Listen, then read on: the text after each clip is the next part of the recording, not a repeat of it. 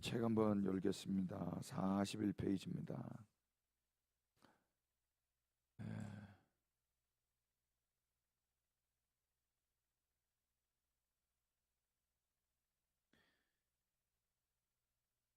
오늘 밤에 이 2번 챕터를 다 마치면 좋겠습니다.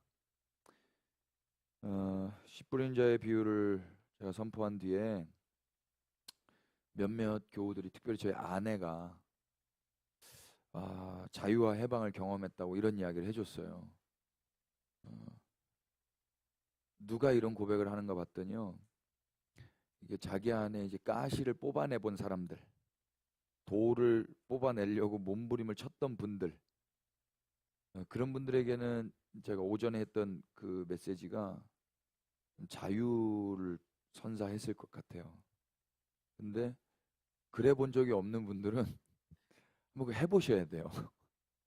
가시도 한번 뽑아보고 돌도 한번 이렇게 기경하려고 포크레인도 가져와 보고, 근데 그렇게 해서 안 되는 나를 한번 보셔야 되거든요. 이렇게 해서는 안 되는구나. 그래서 절망감을 한번 느껴봐야 되더라고요. 신앙생활을 하는데 절망감. 개 이야기를 해서 대단히 죄송한데 자꾸 개가요 언제 충성을 하는가 봤더니요, 절망감을 한번 느껴야 돼요. 주인 앞에서. 그러니까 내가 이분 앞에 아무리 이빨이 세고 턱 힘도 좋고 달리기도 빨라요. 개가 인간보다 운동신경 능력이 훨씬 좋거든요. 그런데 개가 못하는 걸 인간이 하잖아요. 그런 걸로 경쟁을 하는 게 아니에요. 개랑 달리기 해서 이길 수 있는 사람이 몇이 있어요. 동물이랑 싸워서 이길 수 있는 사람이 많지 않습니다. 그러나 사람은 동물을 다스리거든요. 그러니까 동물은 사람 앞에 절망감을 딱 느끼면 충성을 하게 되어 있어요. 그럼 뭐 개만 그렇겠습니까? 사람도 안 되는구나를 알면 바로 꼬리를 내려요. 근데 하나님 앞에 안 되는구나를 한번 경험해 봐야 되더라고요. 내가 해서 된 게 아니구나. 어릴 적에 소풍을 가고 싶은데 잠이 안 오더라고요. 그러니까 어른들이 뭐라고 그러시냐면 빨리 자 그러더라고요. 자면 아침이 와. 그 저는요, 내가 자야 아침이 오는 줄 알았어요. 내가 자야 아침이 오는데 잠이 안 오니까 계속 자라 자라 했다고요. 근데 잠을 자려고 애를 쓰면 쓸수록 잠이 오던가요? 여러분 지금부터 코끼리 생각하지 마세요. 코끼리 생각하지 말라고 그러면 코끼리 생각이 더 되는 거 있죠? 저는 어릴 적에 내가 자야 아침이 온 줄 알았는데요. 이제 철 들고 보니까 아침은 내가 자서 온 게 아니더라고요. 아침은 어떻게 온 거예요? 하나님의 선물이었어요. 왜 아멘 안 해주세요? 그러니까 내가 자면 매일 아침마다 아침이 됐어요. 저녁이 되고 아침이 되는 게 내가 자면 아침이 오는 줄 알았다고. 근데 하나님이 아침을 매일마다 저에게 선물로 주신 거였어요. 그럼 아침에 제일 먼저 뭘 해야 돼요? 감사합니다를 해야죠. 선물을 받았으니까. 그런데 감사합니다를 못했다니까요. 그러니까 감사합니다는 그분이 행하셨기 때문에 그분께 돌리는 건데, 내가 자서 아침이 왔다고 되면 내 잔 걸 기특히 여기는 거예요. 내가 기도하면 응답되는 줄 알았어요. 그래서 기도 응답이 안 되면 더 기도했어요. 오래, 많이, 깊이, 굶어가며, 밤새가며. 그러니까 응답이 되면 될수록 내가 기특한 거예요. 내가. 아니요. 그럼 기도 응답의 조건이 기도인가요? 기도 응답의 조건은 은혜입니다. 맞아, 아멘. 그 진짜 아멘인데요. 욥기서 한번 펴보실래요?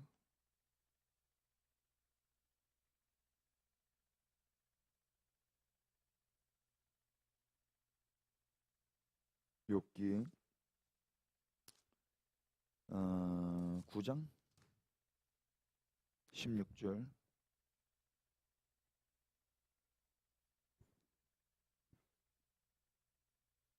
가령 내가 그를 부르므로 그가 내게 대답하셨을지라도 내 음성을 들으셨다고는 내가 믿지 아니하리라. 아멘.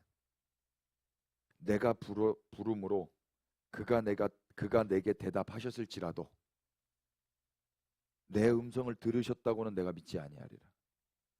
그러니까 그분이 내게 대답했다는 게 내가 불러서 대답한 게 아니다라는 거예요. 아주 겸손한 태도죠. 그러니까 이런 태도로 살 때는 당연한 게 아니다라고 인식하는 거예요. 근데 이게 잘못되면은요, 내가 불렀는데 대답을 안 해. 화가 나요. 아침이 됐는데 비가 와.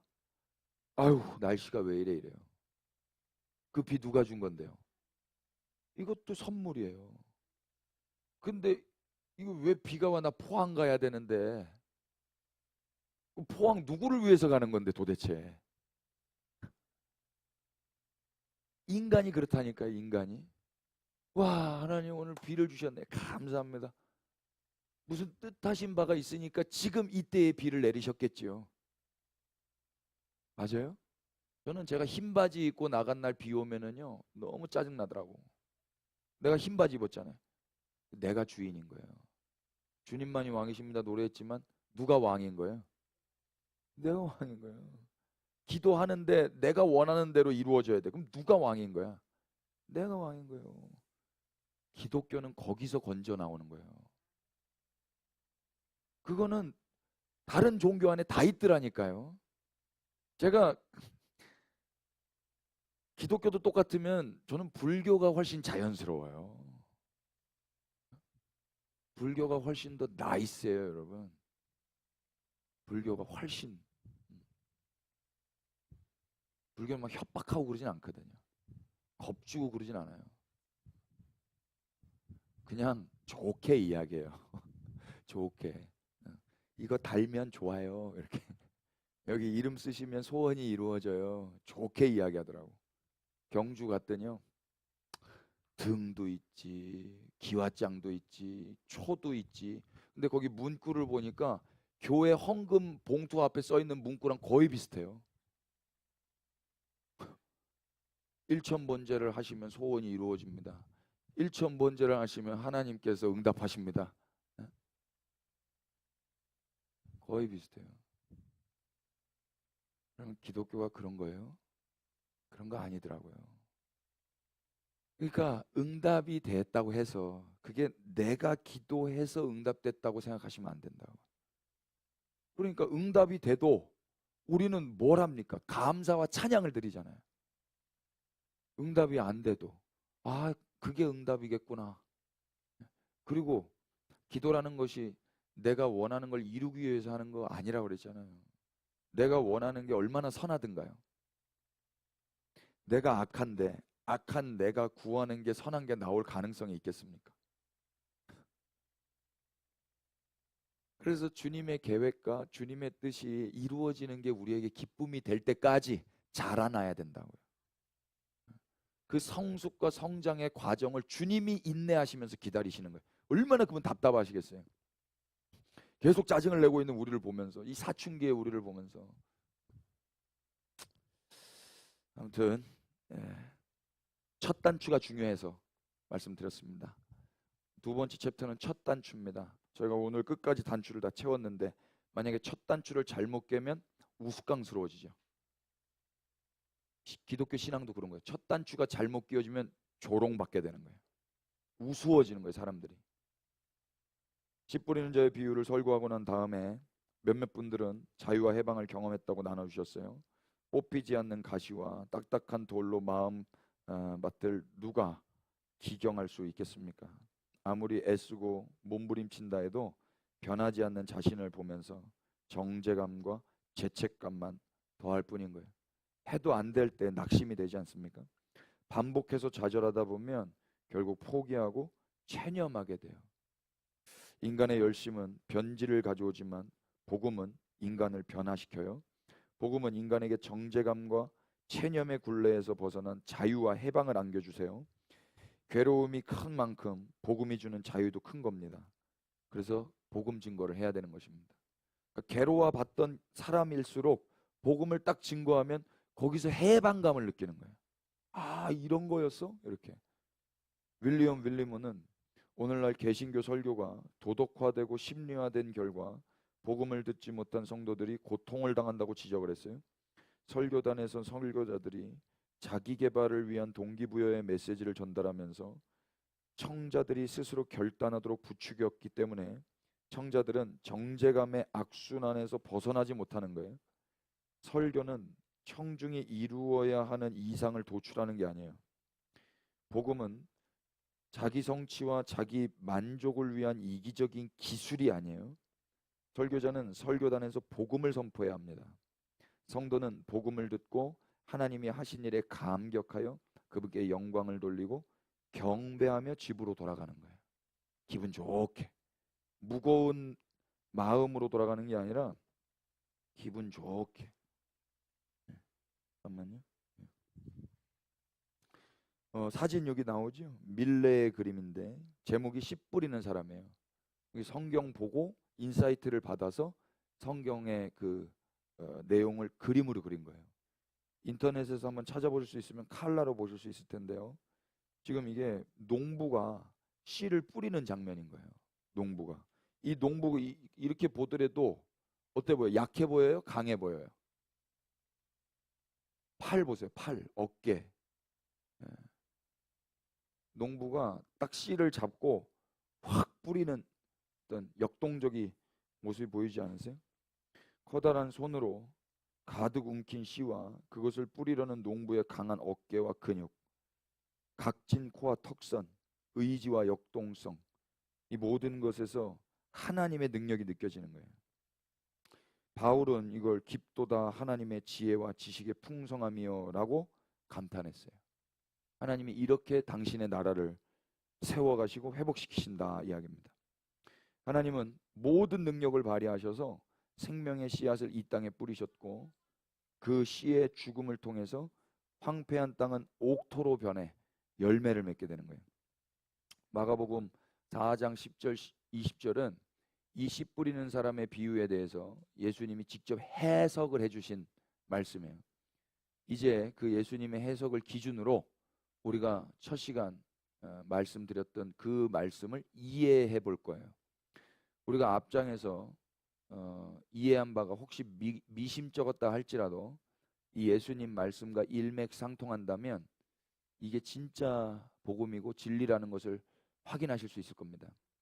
물론 앞으로도 계속 확인하겠지만 우리의 해석은 예수님의 해석에 부합하면서 해야 돼요. 그래서 그렇게 되면은 하나님의 신비를 더욱 풍성히 드러내며 경험하게 되실 겁니다. 한번 말씀 읽어보실까요? 예수께서 시작.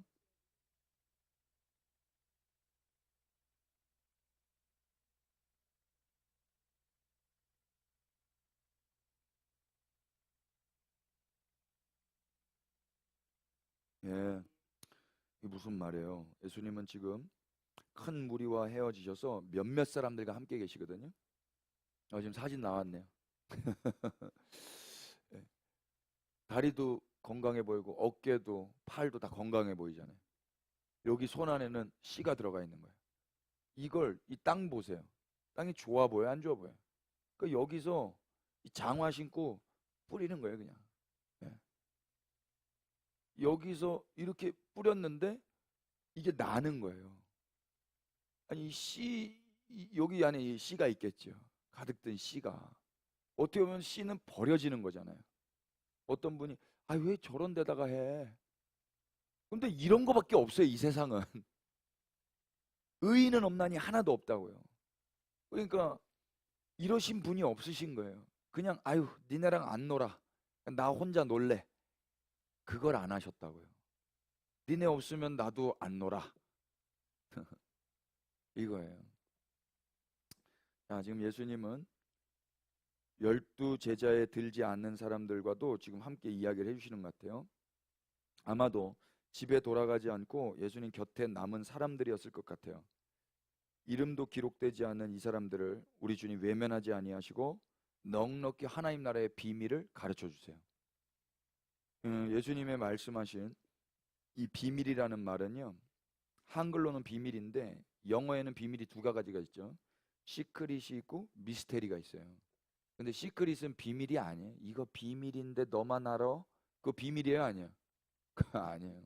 이미 저 사람 알아버렸잖아요. 그러니까 여기서 말하는 비밀은 미스테리예요. 헬라 말로는 미스테리온이에요. 신비라고 번역하는 게 더 옳아요. 불가사의한 일을 뜻하는 영어 미스테리는 이 미스테리온에서 유래된 거예요. 예수님은 당신과 함께한 자들에게 하나님 나라의 감추어진 신비를 알려주세요. 그 나라는 감추어져 있기 때문에 하나님께서 보여주지 아니하시면 인간들은 그 나라가 어디서 오는지, 어떻게 세워지는지, 도대체 어떤 나라인지 알 수 있을까요, 없을까요? 없는, 이게 신비인 거예요, 신비. 그런데 지금 예수님과 함께 있는 몇몇 사람들은 이 신비를 듣고 있는 거죠. 도대체 이들이 누구길래 이 특혜를 누리는 겁니까? 헌금 많이 했습니까? 기도 많이 했습니까? 이들은 외인들과 똑같이 아무것도 모르는 무지한 자들에 불과해요. 마가복음 4장의 마지막은 예수님 곁에서 하나님 나라의 비밀을 다 듣고도 여전히 예수님이 누구신지 모르는 이들의 그 무지를 고스란히 드러내거든요. 한번 읽어보실래요? 그들이 시작.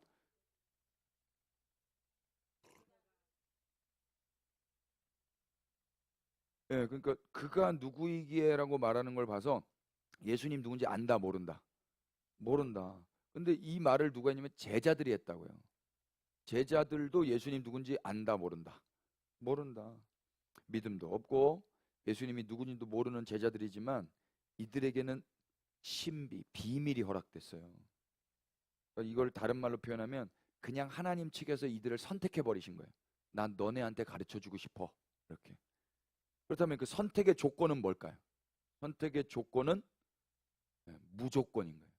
그걸 은혜라고 하는 거예요. 은혜. 선택의 조건이 인간에게 있다면 그 선택받은 자가 주님을 찬양하겠습니까? 자기를 자랑하겠습니까? 자기를 자랑하죠. 하나님이 우리를 선택하셨습니다. 아멘 합시다. 선택받은 이유가 뭐예요? 없어요.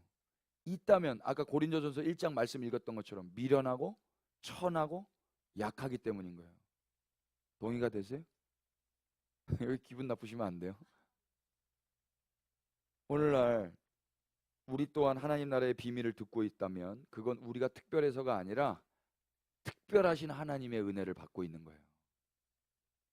그런데 자연스럽게 이런 질문이 따라오죠. 왜 극소수의 사람들만 특혜를 받는가? 예수님의 이 제한적 선택의 이유는 무엇인가? 왜 예수님은 무리들에게는 감추시고 소수의 사람들에게만 이 뜻을 풀어주시는가? 12절에 그 힌트가 있어요. 다 같이 이는 시작.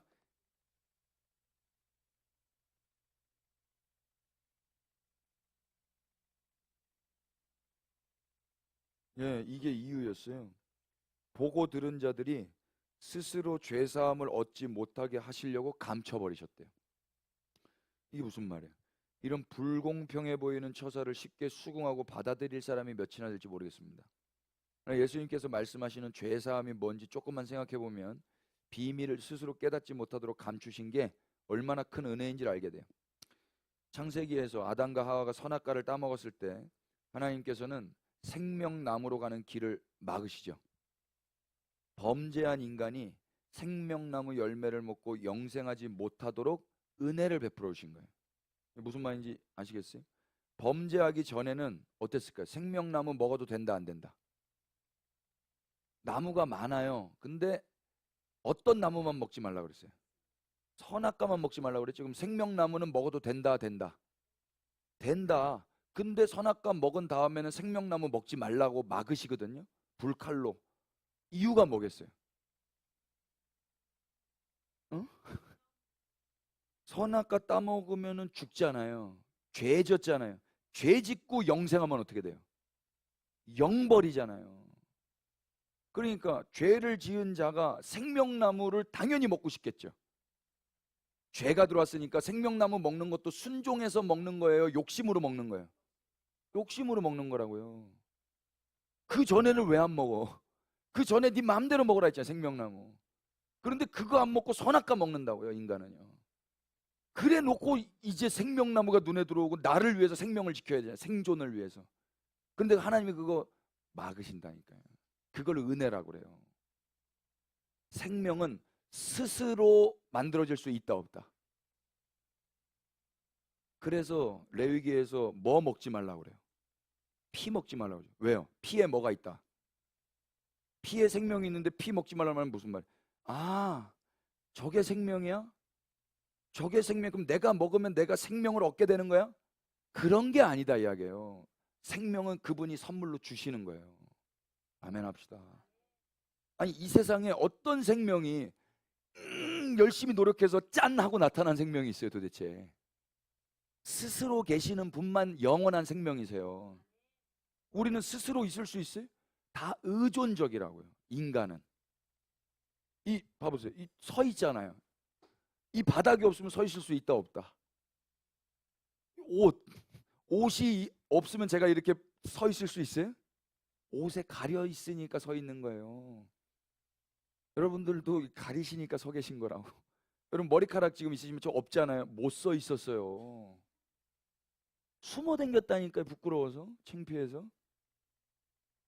한번 벗겨져 보세요. 그러면 공감이 되실 거예요. 모습 의존적이에요. 사람은요. 그런데 죄가 들어오면 내가 왕이 되고 싶은 거예요. 왜 내가 의존을 해? 이거 먹음직한데, 이거 보암직한데, 이거 먹으면 살 것 같은데 먹어버리는 거예요. 그걸 죄라고 그래요. 그걸 자기가 생각할 때 좋아. 그래서 확 만져. 다치는 거예요. 애들 보세요. 불, 우와 멋있다. 비워버리는 거예요. 하나님이 그걸 내버려 두시겠냐고요. 그래서 가리시는 거예요. 가리시는. 짜증 나겠죠. 그런데 어떻게 만지면 안 되잖아요. 기다려. 세월이 지나야 돼요. 철이 들어야 돼요. 그래서 막으신 거예요. 범죄하기 전에는 선악과만 말고 다 먹을 수 있었어요. 그러나 범죄한 인간에게 생명나무 열매는 영벌에 이르는 열매가 된 거죠. 죄인인 상태로 영원히 사는 거 얼마나 생각만 해도 아찔합니까? 선악과를 따먹고 나서 스스로 선악을 판단하게 된 인간은 믿을 만한 존재가 될 수가 없어요. 영벌인 줄도 모르고 영생을 갈망하면서 생명나무 열매로 손을 뻗었을 그 아담과 하와를 한번 상상해 보세요. 둘이 싸웠다 안 싸웠다? 둘 다 죄인이 됐어요. 근데 아담이 좀 더 팔이 기니까 그러면 하와가 삐졌다 서로 안 먹여줘요.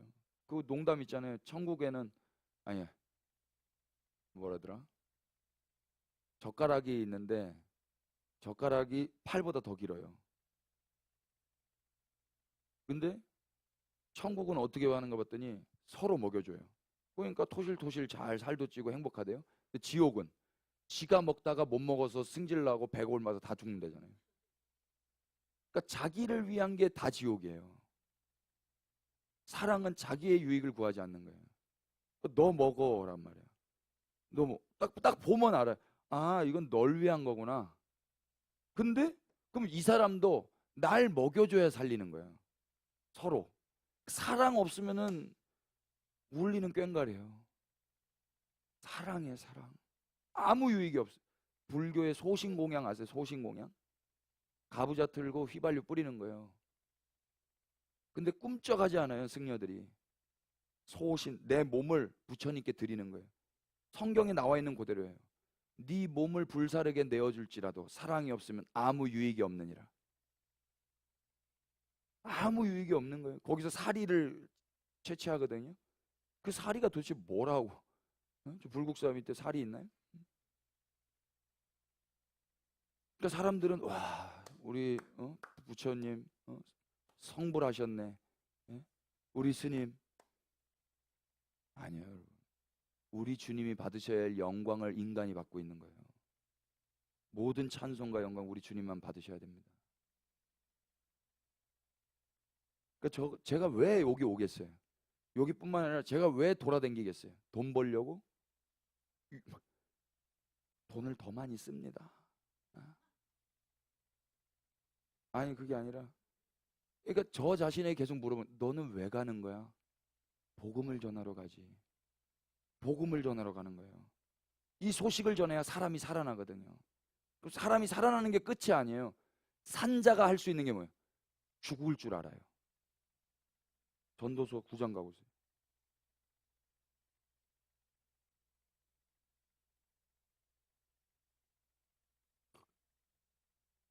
3절. 모든 사람의 결국은 일반이라. 이것은 해 아래서 행해지는 모든 일 중에 악한 것이니 곧 인생의 마음에는 악이 가득하여 그들이 평생에 미친 마음을 품고 있다가 후에는 죽은 자들에게로 돌아가는 것이라. 아멘. 근데 모든 산자들 중에 들어있는 자에게는 누구나 소망이 있으면 산 개가 죽은 사자보다 낫기 때문이라. 여러분, 산 개가 나요? 죽은 사자가 나요? 산 개가 낫죠. 죽은 사자 뭐 시체 덩어리 그거 파리 끼고, 죽은 사자가 뭐, 저희 어머니가 그랬어요. 우리 아버지 돌아가셨을 때 산 개가 죽은 사자보다 낫다. 산 개가 죽은 사자보다. 너희 아버지 사자인데 죽었다. 개라도 살아만 있으면 좋겠다. 개라도 살아있는 게 좋은 거예요, 여러분. 사자면 뭐해, 죽어버렸는데. 근데 5절 보세요. 산자들은 뭘 알 줄 안다고요? 죽을 줄 안다고요. 그런데 이 세상은 살았다 그래요? 죽었다 그래요? 다 죽었어요. 내가 곧 길이요 진리요 생명이라고 그러잖아요. 그러니까 누구에게만 생명이 있어요? 예수님께만 생명이 있어요. 지금 우리는 살았으나 죽은 자들이라고요. 이 세상은 목숨과 생명은 다른 거예요. 성경은 목숨하고 생명을 구분시켜요. 목숨은 그냥 브레스, 숨이에요. 숨. 생명은 예수 그리스도세요.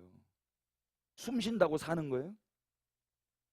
숨 쉰다고 사는 게 아니라고. 성경이 말하는 건 예수 그리스도가 있어야 그걸 생명, 산자라고 해요. 근데 그 사람들만 유일하게 뭘 할 수 있냐? 죽을 줄 안다고. 근데 그런 자가 있었다 없었다? 없었다고. 유일하게 산자 되신 분, 예수님이 그래서 오시는 거예요. 생명이. 그래서 뭘 해주시는 거예요? 죽어주시는 거예요. 이 죽은 세상을 위해서. 그러면 이제 이 죽은 세상에 그 생명의 호흡이 들어가는 거예요. 그래서 죽은 세상이 살아나는 거예요. 그러면 그렇게 산 세상은 이제 뭐 하는 거예요? 죽을 줄 아는 거예요. 예수님이 살았던 삶을 사는 거라고요. 그걸 예배라고 그래요. 아버지 나를 받으소서. 그러니까 예배가 산제사라고 그러잖아요. 제사인데 살아서 드리지만 그게 죽어야 되는 거란 말이에요. 자, 여기 선악과 따먹고 나서 스스로 선악을 판단하게 된 인간은 믿을 만한 존재가 못 되지요. 이 아담과 하와 서로 먹겠다고 달려들어서 머리채를 잡고 싸웠을지도 모르겠다 싶어요. 인간은 자기가 보기에 선한 일이라면 악한 일도 마다하지 않는 존재로 타락해버렸지만, 그런 인간을 여전히 사랑하시는 하나님은 인간이 영벌받는 것을 허락하지 않아 그걸 막으신 거예요. 타락 전에는 먹을 수 있었지만 타락 후에는 안 되는 거죠. 인간 스스로 영생을 취하려는 시도가 바로 영벌로 가는 내리막길이기에 친히 막아서신 거예요. 이걸 은혜라고 합니다. 고린도전서 13장은 사랑이 없이는 아무 유익이 없다고 증언하죠. 사랑은 자기 유익을 구하지 않기 때문에 자신의 유익을 위해서 하는 행위는 사랑이 아니라 욕심인 거예요. 욕심 잉태하면 죄 낳고 죄 장성하면 사망에 이르는 거예요. 그러므로 아담과 하와가 영생이라는 자신의 유익을 위해서 생명나무 열매를 따먹은 건 악한 일이고 해서는 안 되는 일이에요. 마찬가지로 패역한 백성이 스스로 돌이켜 죄의 용서를 받으려고 한다면 그것은 동기도 선하지 않을 뿐더러 처음부터 불가능한 행위입니다. 스스로 사함을 얻기 위해 부지런히 달려들라는 가르침은 되지도 않는 것을 되게 하라는 속임수이며 모든 종교의 한계이고, 이걸 희망 고문이라고 하는 거예요. 안 되는 걸 하게 하는 거. 종교인들은 거짓말쟁이라고 하는 거예요. 자기도 모르면서. 우리는 외인에게는 감추어진 하나님 나라 신비가 너희에게는 주어지는 이야기를 통해서 예수님의 주권적인 선택하심을 겸손히 인정해야 돼요. 죄의 용서는 본래 스스로 받을 수 있습니까? 없습니까? 미량 영화 보셨어요? 미량? 내가 용서 안 했는데 누가 용서했어 그러잖아요. 어? 용서는 스스로 받을 수 있는 게 아니에요. 용서해 주신 분이 용서를 해 주셔야 되는 거예요. 죄라는 건 그 죄를 지은 사람과 상대방이 있기 마련인데, 이스라엘의 경우는 그 상대방이 누구예요? 죄 지은 상대방이 하나님이라고요. 하나님께 죄를 짓는 거예요. 그러니까 모든 죄는 마찬가지예요. 인간에게 하는 것처럼 보이지만 하나님 앞에 하나님께 죄를 짓는 거예요. 하나님께. 그래서 인간 스스로 돌이켜 죄의 용서를 받는 건 있을 수 없는 일인 겁니다. 그러나 욕심 많은 인간은 죄를 가지고 있는 찝찝한 상태를 견디지 못하고 주님이 용서해 주시기도 전에 스스로를 용서하기 위해서 하나님께 조르는 거예요. 용서를 해달라고. 용감해 보일지는 모르겠지만 어리석은 모습이죠. 창조주께 이렇게 덤벼들다가는 어떻게 될지 모르는 거예요. 먼저는 용서해 주시는 분이 계셔야 되고, 그분이 용서하실 때와 씨를 정해 주셔야 되는 거예요. 예수님은 스스로 듣고 깨달아 자신의 영생과 죄사함을 추구하는 종교 집단을 창설하시고자 이 땅에 성육신하신 게 아니에요. 씨 뿌리는 자의 비유는 종교와는 차원이 다른 그리스도교를 이해하는 첫 번째 단계입니다. 예수님은 이 비유를 알지 못하면 다른 비유도 알 수 없다고 말씀하셨어요. 그러니까 이게 첫 번째 비유거든요. 이 비유를 모르면 아무것도 모르는 거예요. 이 비유를 잘못 해석하면 다 몰라지는 거예요. 바로 이해하셔야 돼요. 씨 뿌리는 자의 비유가 그래서 첫 단추인 거죠. 제가 서두에 말했지만 첫 단추 잘못 끼면 속살이 보이고 우스꽝스러워져요. 교회가 이 비유를 이해하지 못하면 수치를 당하게 되는 겁니다. 일평생 종교인으로 살다가 허무하게 끝내고 싶지 않다면 예수님 말씀 자세히 살펴봐야 되겠습니다. 한번 보십시다. 말씀 한번 읽어보세요. 뿌리는 시작. 뭘 뿌린다고요? 이거는 신천지도 똑같이 이야기해요. 이 말씀도 말씀을 뿌린다 그래요. 전통적으로 교회도 똑같이 이해를 했습니다. 15절 시작. 말씀이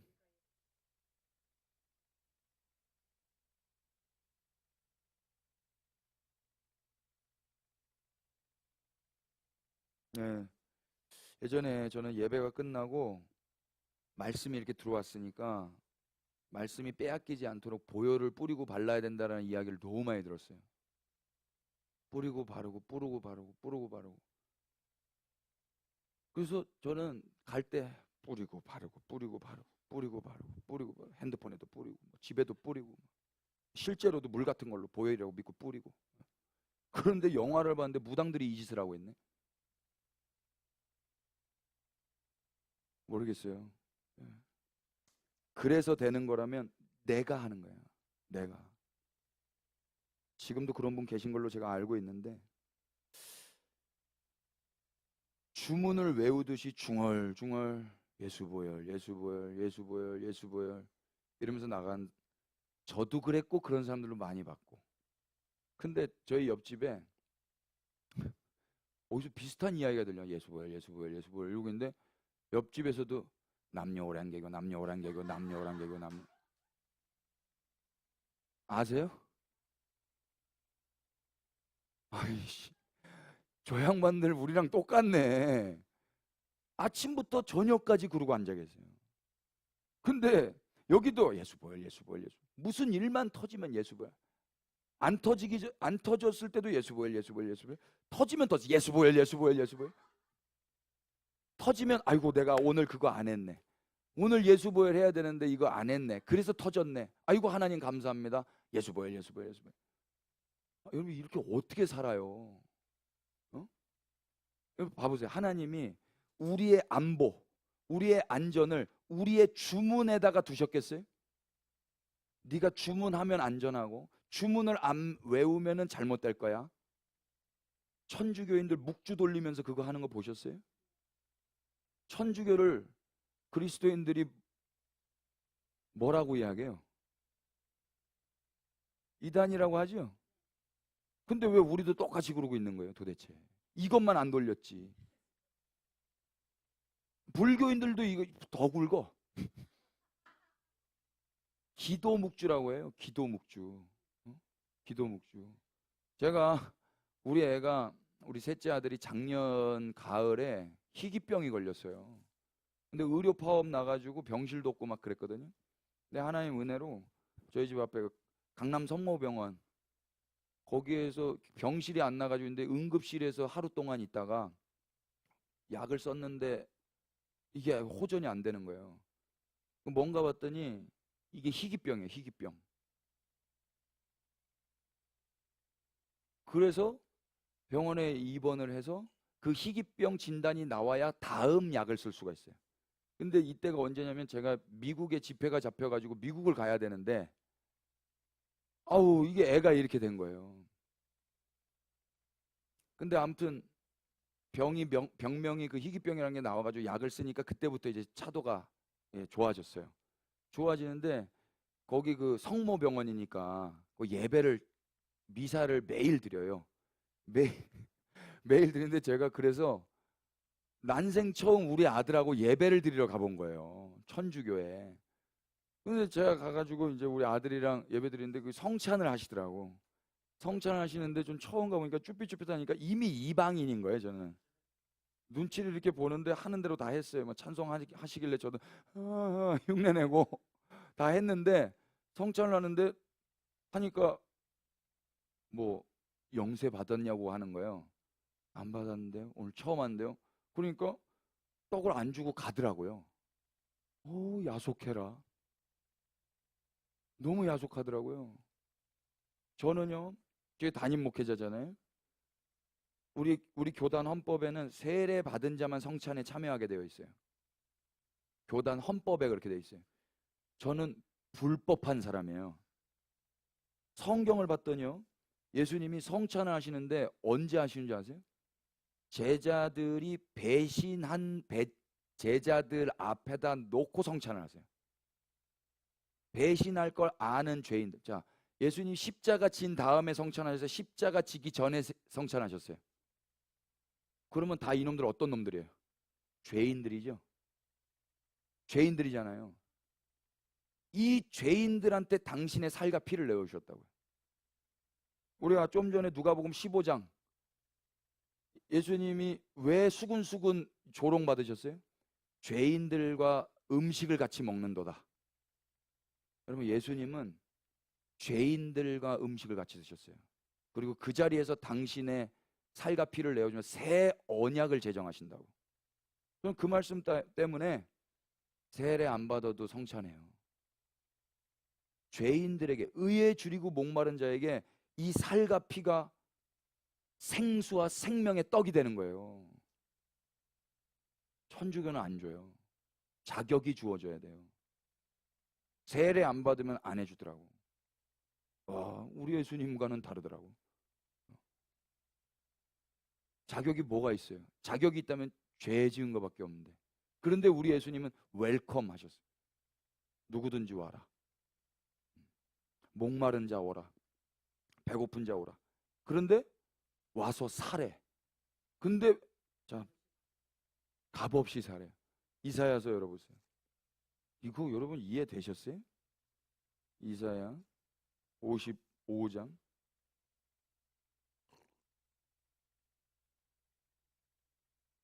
1절. 오호라 너희 모든 목마른 자들아 물로 나와오라. 모든 목마른 자니까 예수님 오지 말라는 사람 있다 없다? 없다. 돈 없는 자도 오라. 와. 너희는 와서 근데 어떻게 사 먹으래? 값없이 돈 없이 와서 포도주와 젖을 사라 그러는 거야. 이게 무슨 말이야? 저 이게 무슨 말인지 100번을 읽어도 모르겠더라고. 근데 하나님 지혜를 주셨어요. 제가 우리 아내랑 애들 데리고 예전에는 제가 가난해가지고 카페에 가면은요 계속 메뉴판만 보는 거야. 그러다가 나갈 때가 많았어요. 에스프레소가 제일 싸요, 여러분. 그래서 에스프레소 먹을 줄도 모르는데 에스프레소 한 잔 먹는 거예요. 800원짜리. 요즘에 에스프레소 비싸요. 근데 이제 제가 돈 좀 있습니다. 우리 아내랑 요즘에 카페도 다닙니다. 연애할 때 카페 한 번도 못 가봤어요. 한 번도 못 가봤어요, 연애할 때. 근데 결혼하고 나서 이제 카페 갈 수 있어요? 예, 우리 아내한테 뭐라 그러게요? 여보, 사. 이건 무슨 말? 계산 누가 한다는 거예요? 내가 한다. 값없이 사. 사. 사. 2개 먹어. 3개 먹어. 내가 산다는 거예요. 값없이 사. 이 말이 그 말이에요. 돈 없이 사라는 말이 무슨 말? 돈은 내가 낸다는 거예요. 값은 내가 지불할 테니 누구든지 와서 사 먹어. 사 먹어. 뭐, 야, 거기 가서 거기 사 먹어. 그 무슨 말이에요? 내가 달아놨어.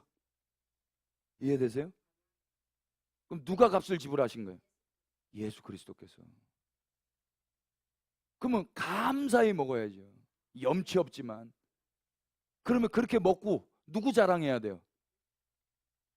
우리 아내가 저를 좋아해야죠. 그죠? 우리도 예수님이 좋아야죠.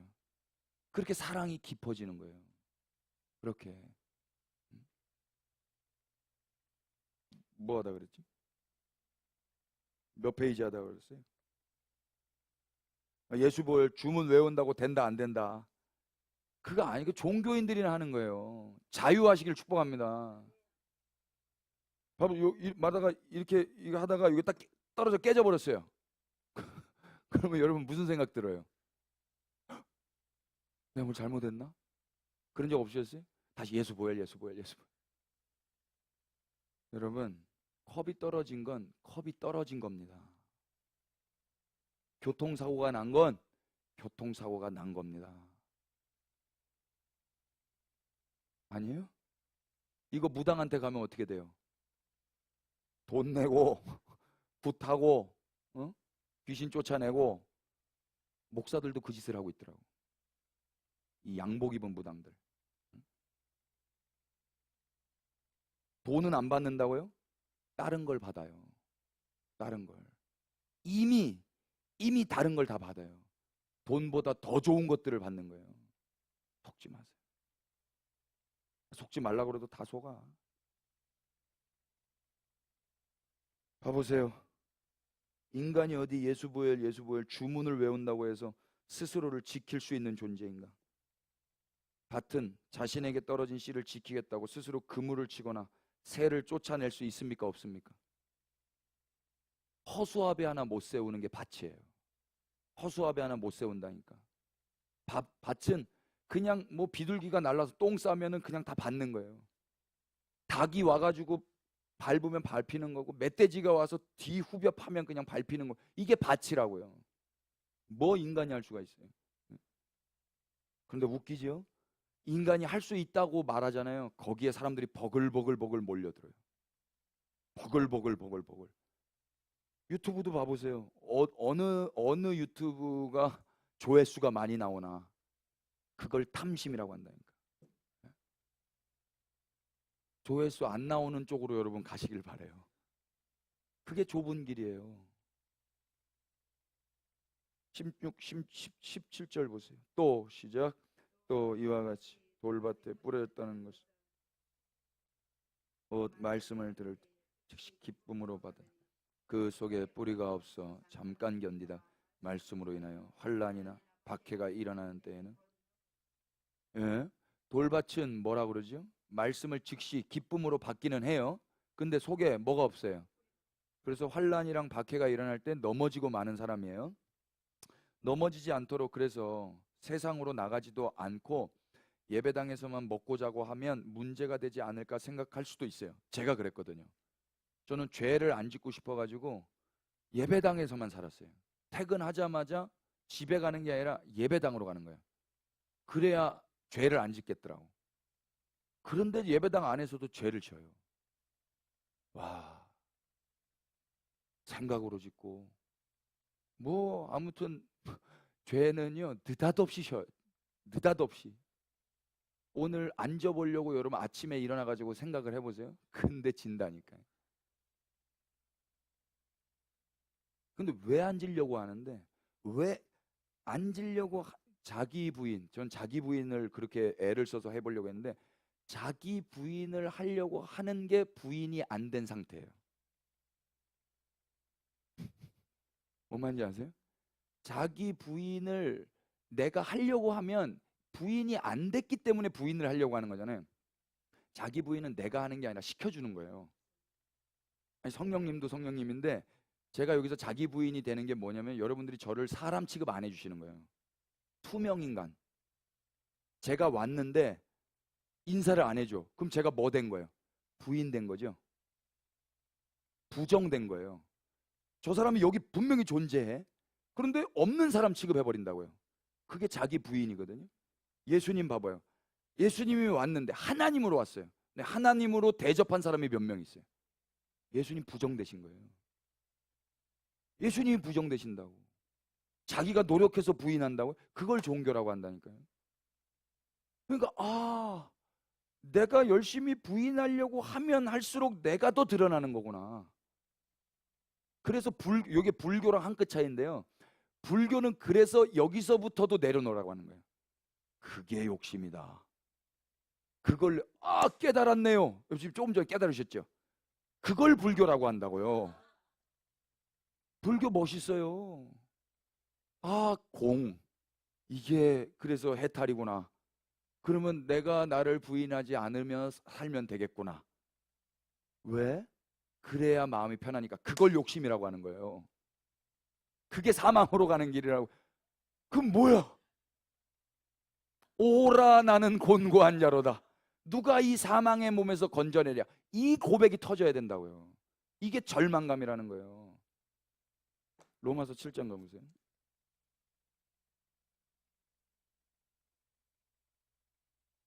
그러니까 여러분들은 다 착하셔가지고요. 이런 고민도 안 하시고 신앙생활 잘 하실 수 있는 분들인 것 같은데 제가 괜히 말씀드리는 것 같기도 해요.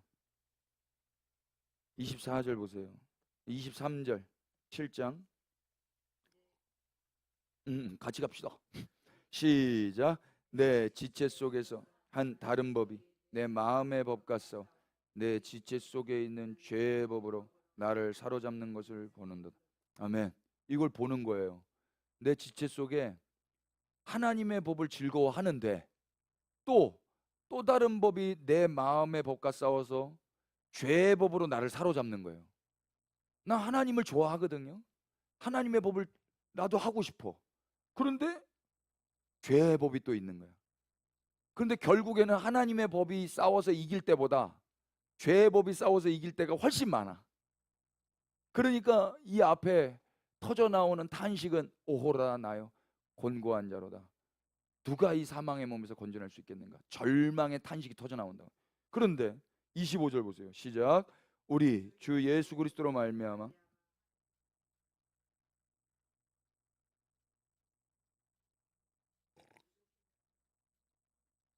네. 25절 초반절이 어떻게 돼? 우리 주 예수 그리스도로 말미암아 하나님께 감사한데요. 왜 감사하지? 조금 전에 탄식했는데 뭐가 해결됐나 보다. 하나님이 해결해 주셨나 보다. 그러니까 감사가 나올 거 아닙니까? 그런데 뒷구절 보니까 변했어요? 안 변했어요? 그런즉 내 자신이 마음으로는 하나님의 법을 육신으로는 죄의 법을 섬기노라. 변했다 안 변했다? 안 변했다. 안 변했는데 먼저 감사가 터지는 거예요. 그게 무슨 말이에요? 안 변하는구나. 컨디션이 이렇게 쉽게 잘 변하는 게 아니구나, 내 상태가. 그런데 뭘 감사하는 거예요? 8장 1절이에요. 다 같이. 그러므로 시작. 그러므로 이제 그리스도 예수 안에 있는 자에게는 결코 정죄함이 없나니 계속 이는 그리스도 예수 안에 있는 생명의 성령의 법이 죄와 사망의 법에서 너를 해방하였습니다. 아멘. 이게 무슨 말인지 아세요? 전혀 개선되지 않아도 우리의 포지션이 바뀌어지는 거예요. 우리가 지금 어디에 있다 그래요? 그리스도 예수 안에 있는 거예요. 그러니까 컨디션이 달라지지 않아도 우리의 포지션이 달라졌기 때문에 감사가 터지는 거예요. 다른 말로 내 상태가 달라지지 않아도 내 위치가 달라졌기 때문에 주님께 감사가 터진다고요. 그러니까 구원이 뭔가 봤더니요, 상태가 달라지는 게 아니에요. 상태는 시간이 걸려요. 상태는 봐보세요. 애들이 어른 수준 되려면 그만큼의 시간이 필요하잖아요. 그런데 어떤 바람직한 어른이 애들이 애들 짓 했다고 그래서 막 역정내고 그래요. 애니까 그냥 넘어가지. 그죠? 미숙한 걸 그냥 감당을 하잖아요. 근데 애가 오 큰일 났네, 오라나요, 곤관, 누가 이 사망하면서 건져내랴. 아 오늘 또 오줌 쌌네, 오라나요, 공고환자로 누가 이 사망하면서 아유 아직도 똥오줌을 못 싸. 아우 24개월인데 내가 아직도 상태가 안 바뀐다니까요. 상태가 안 바뀌는데 얘가 누구 안에 있어요? 내 안에 있다니까. 우리 집 안에 있잖아요. 그게 알아지는 순간 감사가 터진다고요. 그런데 마귀가 했던 게 뭐예요? 우리가 어디에 있는지를 가린 거예요. 그래 놓고 뭐만 말했어요? 똥오줌 가려야지. 똥오줌 가려야지. 굿 어드바이스만 했다고. 소식을 전해줘야지. 얘야 24개월이란다. 하기스를 차고 있단다. 옛날에 아들이 눈이 멀었어요. 근데 엄마 아빠가 둘 다 맞벌이를 해야 돼요. 어떻게 해요? 그래서 아들한테 아들아, 아들을 늘 재우고 그렇게 일을 갔었어요. 근데 이 아들이 잠에서 설잠 자다가 딱 깨버린 거예요.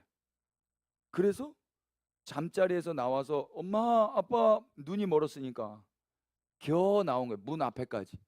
그래서 엉엉 울고 엄마 아빠 기다리는데 그대로 잠이 드는 거야. 근데 엄마 아빠가 와보니까 어휴, 내 사랑하는 아들이 문 밖에 나와가지고 그렇게 자고 있으니까 얼마나 안타까워요. 애가 눈도 안 보이는데. 그래서 아빠가 안아가지고 방에다 갖다 놨어요. 그리고 깼어. 근데 얘가 뭐 하고 있냐면 자기가 잤기 때문에 문 앞에 온 곳까지만 기억을 하고 있어. 그래가지고 여기가 방인 줄 몰라.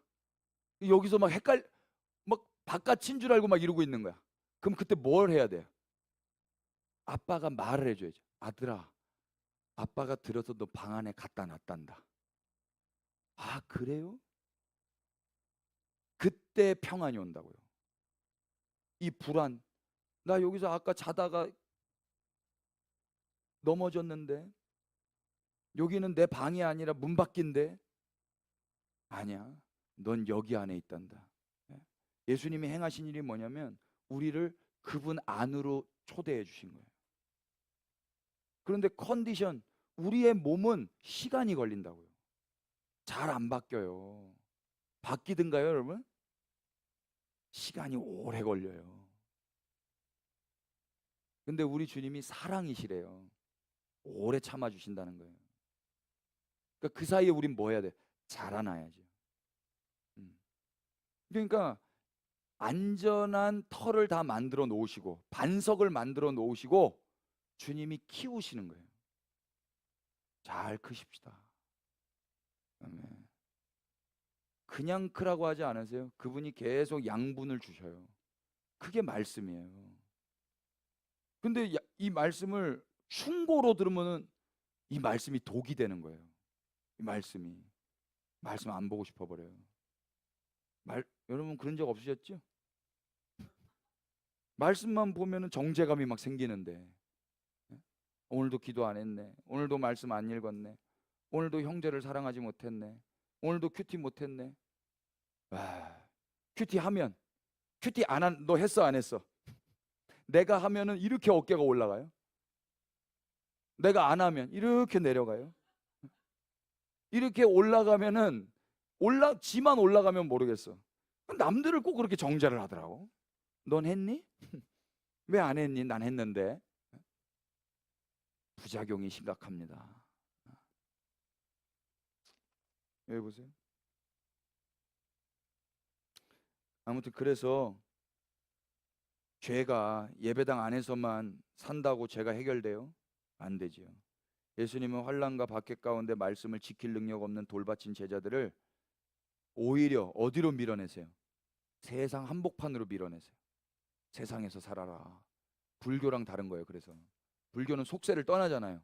기독교는 세상 한복판에서 사는 거예요. 한복판에서. 자, 18절 19절 읽어보시죠. 시작. 또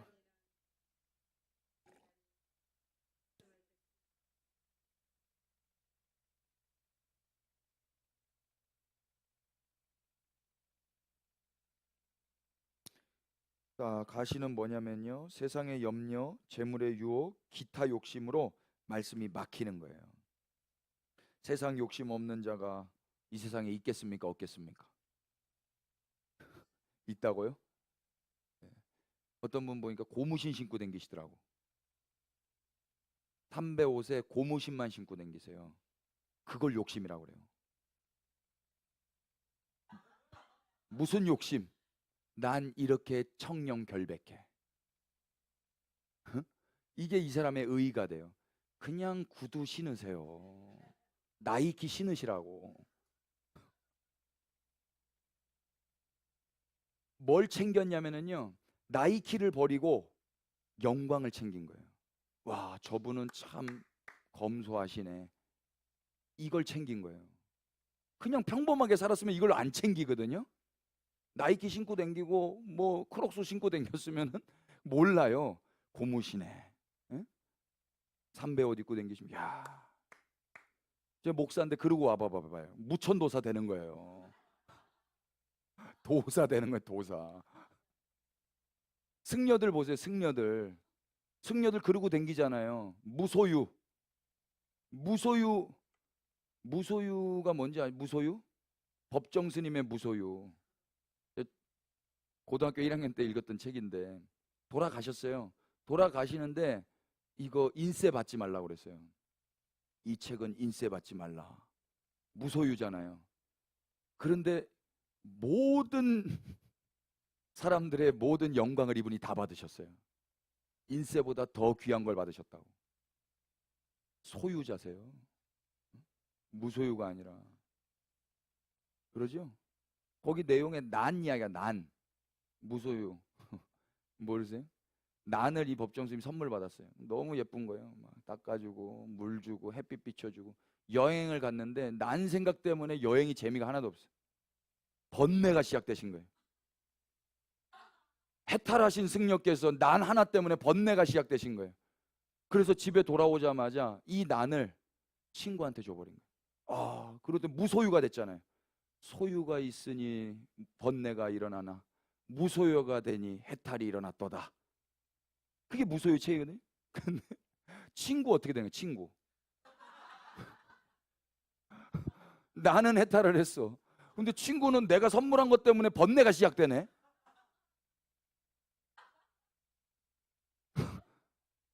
이게 자기 사랑.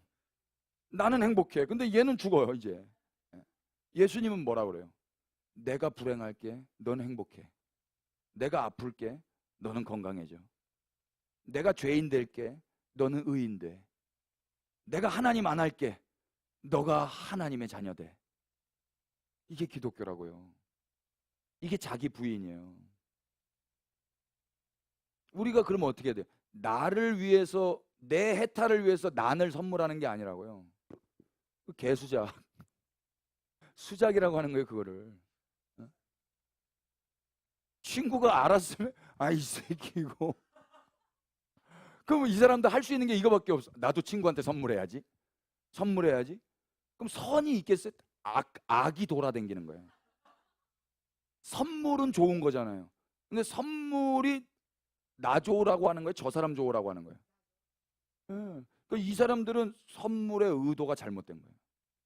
선물은 그분을 위해서 하는 거예요. 아니면 뇌물 되는 거예요. 아니면 폭탄이 되는 거예요. 폭탄. 내가 가지고 있으면 터질 것 같으니까 빨리 넘겨버리는 거지. 우리가 그러고 있는 거예요. 우리가 죄 내가 가지고 있으면 터질 것 같으니까 빨리 예수님께 넘겨버려야지. 예수 보혈, 예수 보혈, 예수 보혈, 예수 피, 예수 피. 응? 예수님은 뭐가 돼요? 다 터지셨어 우리 예수님. 더러운 거 다 맞아 우리 예수님이. 그리고 감사하대. 예수님 내 더러운 거 받아주셔서 감사해요. 나 이제 깨끗하게 놀러 가야지. 예수님 없이. 이게 기독교냐고. 와, 환장해요. 어디까지 진짜. 세상에 욕심 없는 사람 있다 없다? 다 욕심꾸러기예요. 애들만 욕심꾸러기예요. 어른도 욕심꾸러기예요. 다 꾸러기들이에요. 욕심꾸러기. 옆에 분들 축복하십시다. 욕심꾸러기셨군요. 예, 알고 있었는데 오늘 새삼 또 깨닫습니다. 좋은 밭에 뿌려졌다는 건 뭐예요? 말씀 듣고 30배, 60배, 100배 결실을 맺는 거예요. 좋은 밭은 말씀 듣고 30배, 60배, 100배 결실을 맺는데요. 그래서 대체로 이 본문에서 어떤 설교가 나오냐, 자신의 염려와 욕심을 발견해서 회개하고 가시를 뽑아내서 환난과 박해와 유혹을 떨치고 믿음으로 승리할 수 있도록 결단을 하죠. 그래서 30배, 60배, 100배의 축복을 받아 누리라는 충고, 어드바이스를 하는 거예요. 여러분 30배, 60배, 100배 복 받기를 원하시면 좋은 밭이 되십시오. 그렇게 나오는 거예요. 자동으로 그냥. 예. 그러니까 아까 제가 윌리엄은 이야기했는데 이게 바로 개신교 설교가 도덕화되고 심리화되었다라는 증거인 거예요. 그러니까 나 전하는 사람도 그렇고 받는 사람도 그렇고 나쁠 거 없지 않아요? 30배, 60배, 100배? 예? 서로 나이스하게. 도대체 왜 인간의 힘으로 안 되는 건가? 성경 뭐라? 의인은 없나니 하나도 없어요. 이 세상 좋은 땅 있어요? 없어요? 없다는 거예요. 예수님으로부터 하나님 나라 비밀을 직접 전수받고 있는 이 사람들 역시 그 비밀을 받아 수호하는 결사대가 될 만큼 훌륭한 인물은 아니었죠. 이 사람들 아무것도 아니잖아요. 예수님 누군지도 몰랐잖아요. 모든 인간은 그래서 다 어떤 상태다? 길가요, 돌밭이요, 가시떨기다. 이스라엘 보세요. 이스라엘 좋은 땅입니까? 아닙니까? 아니에요. 진짜로도 아니에요. 진짜로도. 이스라엘이 만약 좋은 땅이었다면 왜 망했겠어요? 지금 이 예수님 당시에는 이스라엘이 망한 상태입니다, 여러분. 이미 나라가 망해가지고 로마의 지배를 받고 있었다고요. 하나님의 백성으로 선택돼서 유일하게 율법을 받고 하나님의 제사장 국가가 됐지만 결국 그들은 패역한 백성으로 살다가 심판받았죠. 이스라엘의 심판자로 사용됐던 첫 번째 애굽. 애굽은 좋은 나라예요? 좋은 땅? 아니죠. 바벨론은요? 페르시아는요? 로마는요? 지금 터키는요? 영국은? 미국은 좋은 땅입니까? 그럼 오늘날 대한민국은 좋은 땅이에요? 어느 나라, 어느 민족, 어느 방언이라도 좋은 땅이라고 말할 수 있는 땅은 아무 데도 없습니다. 그게 인간의 실제고 실체, 한계인 거예요. 오라 나는 곤고한 자로다. 역사 이래 좋은 땅은 없었어요. 좋은 땅 처음에 있었죠. 하나님이 만드신 땅. 그런데 인간들이 그 땅을 다 더럽혔다고요. 그 뒤로 이 땅에는 좋은 땅이 있다 없다? 없다. 그런데 현실은 뭐라고 그래요? 하나님 나라가 왔다. 하나님의 백성이 나타났다. 이렇게 말을 하는 거예요. 이게 어찌된 영문이에요? 봐보세요. 그러니까 논문을 쓸 때 기승전결이 있고 서론, 본론, 결론이 있어요. 근데 지금 서론은 다 망가졌다. 근데 결론이 하나님 나라가 왔다. 본론이 뭐냔 말이에요. 어떻게 이 서론에서 이 결론이 나오냐? 이게 성경 이야기거든요. 모든 종교는 이 서론을 인간들이 열심히 종교 행위하면 이 결론을 만들 수 있다라고 가르치는 거예요. 근데 기독교는 그게 안 된다. 그게 됐으면 왜 하나님이 인간이 돼서 오냐? 그래서 이 본론을 누가 채우는가? 하나님이 하신다는 거예요. 이게 예수 그리스도가 하신 일인 거예요. 그래서 여기에서 여기를 이 근거에서 이 결과가 나올 수가 없는데 결과가 나왔거든요. 어떻게 여기가 쓰레기 땅인데 꽃이 폈지? 여기에 무슨 일이 있었지? 그걸 지금 하려고 예수님이 마태복음, 마가복음, 누가복음, 요한복음에서 첫 번째 비유로 말씀을 하시는 거라고요. 아직 십자가 지기 전이잖아요. 내가 이거 하러 왔단다. 니네가 모르니까 내가 비유로 말한다. 머지않아 내가 이제 마가복음 4장이지만 마가복음 후반절로 가면서 나 죽는다. 그러면 좋은 땅 되는 거다. 내가 이거 하라고 아버지가 날 보내셨다. 니네를 사랑해서. 나는 거기에 순종하기 위해서 온 거고. 이걸 그때 당시에 사람들이 아는 사람이 아무도 없었다고요. 제자들 12명 선택받았는데 알았다 몰랐다. 알았으면 배신하면 안 되지요. 다 배신했잖아요. 백성들, 군중들 알았다 몰랐다. 모르니까 예수는 잡아놓고 바라바를 풀어주십시오 그런다고요. 모르니까 그런 거예요. 근데 몰라도 상관없어요. 하나님 어차피 알고 계셨거든. 인간에겐 소망 없다라는 거. 그래서 예수님 홀로 다 이루시는 거예요. 아멘 합시다. 그리고 부활하시는 거예요. 하나님이 부활시키시고 나타나시잖아요. 그 죄인들, 배신자들에게. 혼내려고 나타나셔요? 아니요. 왜 나타나시죠? 로마서 4장 가보세요.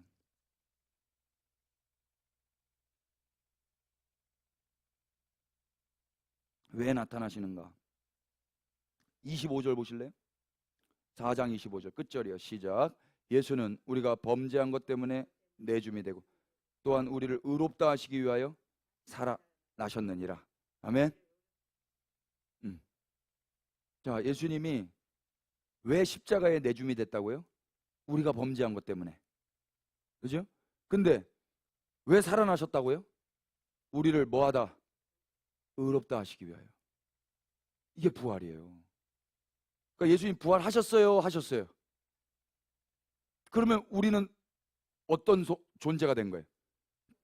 의로운 존재가 된 거예요. 봐보세요. 예수님이 부활하신 다음에 제자들 찾아가서 그럼 뭐라고 말씀하실까요? 예수님, 죄송해요. 그때는 제가 눈이 뭐가 들어가가지고 무서웠어요. 도망가서 죄송해요. 배신해서 죄송해요. 아니야, 너 의로워. 제가 뭐가 의로워요? 제가 한 건 죄밖에 없는데 배신한 거밖에 너의 어떠함 때문에 의로운 게 아니라 내가 부활했어. 하나님이 날 부활시켰어. 너 의롭게 하려고. 이게 믿어지겠습니까? 안 믿어지죠. 민망해서라도 못 믿어지죠. 근데 계속 그리고 성령이 그들에게 임하시는 거예요. 성령이 그들에게 임하셔. 그래서 비로소 알게 되는 거예요.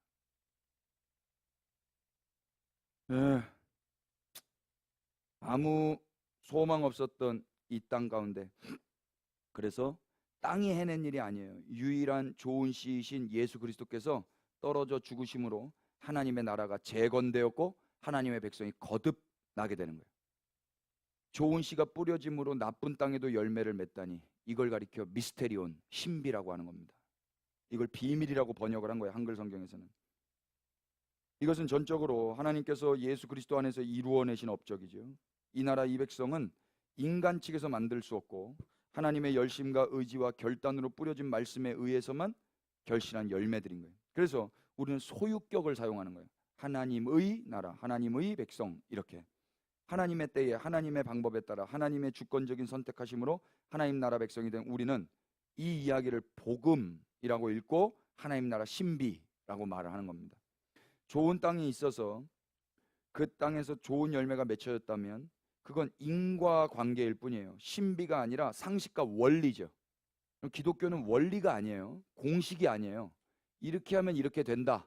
이거는 공식이고 원리란 말이에요. 근데 기독교가 그런 거냐고. 기독교는 신비라고 하는 거예요. 교회는 신비롭게 탄생한 하나님의 나라요, 하나님의 백성이에요. 그러니까 봐보세요. 애기들 봐보세요. 애기들이 낳는 거 공식이에요? 신비인 거예요. 아니 그러니까 우리 알죠. 성교육 다 배웠잖아요. 밤에 불 끄고 엄마 아빠가 같이 주무시면 애가 나요. 더 깊이 들어가면 성관계를 하면 애가 나요. 정자와 난자가 만나가지고 세포 분열이 일어나고 말을 하는데 그게 한 거냐고요. 신비라니까, 신비. 그러니까 내가 믿으면 구원받아. 내가 입술로 시인하면 구원받아. 이런 공식이 아니라고요. 원리가 아니란 말이에요. 그건 상식의 선이잖아요. 상식의 선. 기독교는 신비입니다. 그래서 그러나 교회는 신비롭게 탄생한 하나님의 나라 백성인데 우리가 아직 죄인 되었을 때, 우리가 하나님의 원수일 때, 알지도 못하고 원하지도 않았을 때, 그때 이미 이루어진 일이에요. 아멘 합시다. 교회는 이 신비가 예수 그리스도 안에서 이루어졌다라는 소식을 들을 수 있는 존재가 된 거예요. 여러분 지금 듣고 계시잖아요. 근데 지금 세상 사람들 듣습니까?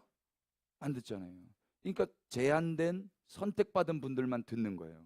이게 또 신비죠.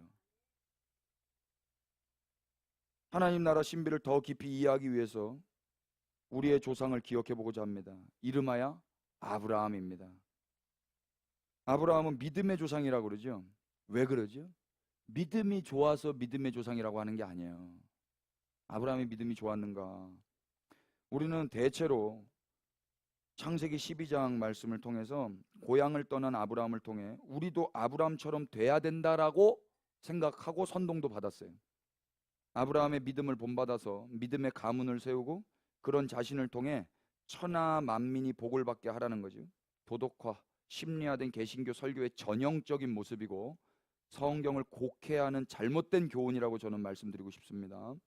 하나님 나라 이스라엘의 시조를 정하는 그 믿음의 조상 세우기는 이미 끝난 일이기 때문에 아브라함 이야기는 내 가문을 믿음으로 굳게 세우는데 적용해야 되는 말씀이 아니에요.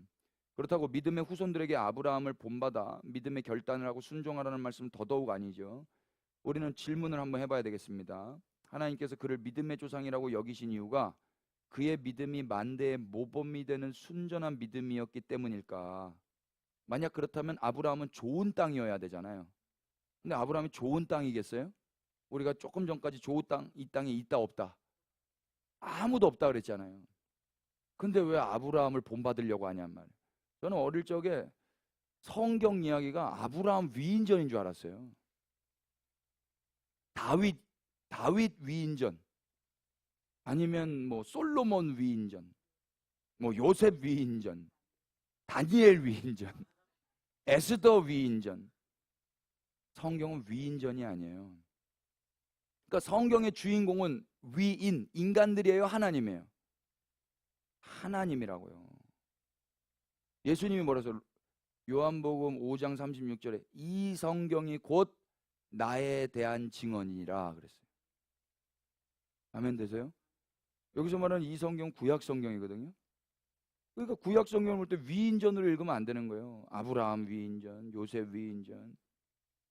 하나님을 보셔야 돼요. 아브라함 한번 보자고요.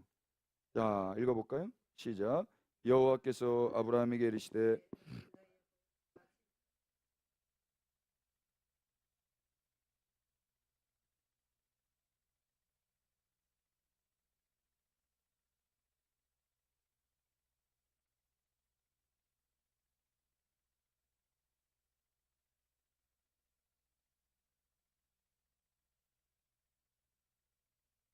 이에 아브라함이 여호와의 말씀을 따라갔고